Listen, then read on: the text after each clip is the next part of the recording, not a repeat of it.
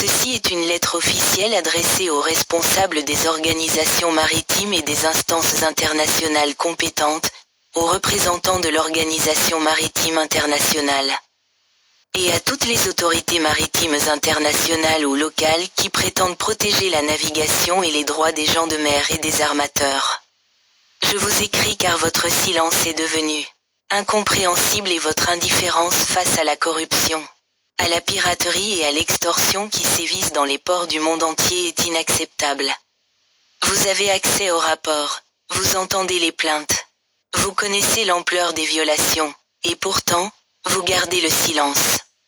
Je ne vous demande pas une faveur personnelle, mais j'exige que vous remplissiez votre devoir, protéger les navires.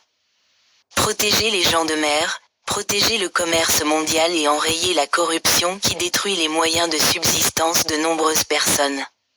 Pour saisir l'ampleur du désastre dont je parle, considérez ces pertes personnelles survenues sous vos yeux, sans qu'aucune instance internationale n'intervienne.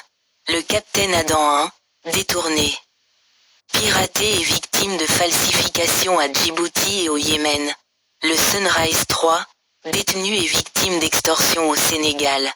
Le Cassiopeia, dont les droits ont été bafoués au Libéria. Jinan, victime de piraterie administrative à Mombasa, au Kenya. Venu, victime de graves violations en Roumanie. Il ne s'agit pas d'incidents isolés. C'est une série de crimes maritimes qui révèlent l'effondrement du système international de protection.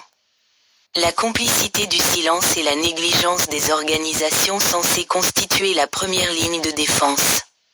Et si vous pensez que votre indifférence m'arrêtera, vous vous trompez, je n'arrêterai pas, je ne me tairai pas, je ne reculerai pas face à cette corruption qui menace mes navires, mes droits et les droits de chaque armateur et de chaque marin honnête.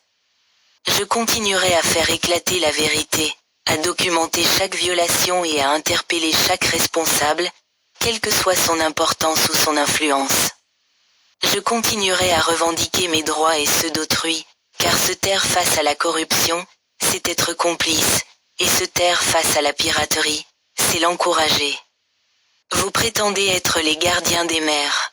Alors prouvez-le, ou à tout le moins, ne vous associez pas à ceux qui volent, falsifient des documents, extorquent et violent la loi. Voici mon message, clair, franc, sans crainte ni flatterie.